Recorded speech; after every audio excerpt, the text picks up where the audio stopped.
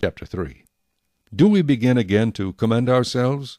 Or do we need, as some others, epistles of commendation to you, or letters of commendation from you? You are our epistle, written in our hearts, known and read by all men. Clearly you are an epistle of Christ, ministered by us, written not with ink, but by the Spirit of the living God, not on tablets of stone, but on tablets of flesh, that is, of the heart. And we have such trust through Christ toward God. Not that we are sufficient of ourselves to think of anything as being from ourselves, but our sufficiency is from God, who also made us sufficient as ministers of the new covenant, not of the letter, but of the Spirit. For the letter kills, but the Spirit gives life.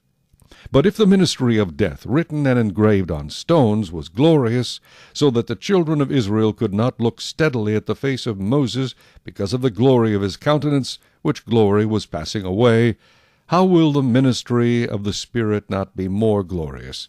For if the ministry of condemnation had glory, the ministry of righteousness exceeds much more in glory. For even what was made glorious had no glory in this respect, because of the glory that excels. For if what is passing away was glorious, what remains is much more glorious. Therefore, since we have such hope, we use great boldness of speech, unlike Moses, who put a veil over his face so that the children of Israel could not look steadily at the end of what was passing away. But their minds were blinded, for until this day the same veil remains unlifted in the reading of the Old Testament, because the veil is taken away in Christ. But even to this day, when Moses is read, a veil lies on their heart. Nevertheless, when one turns to the Lord, the veil is taken away.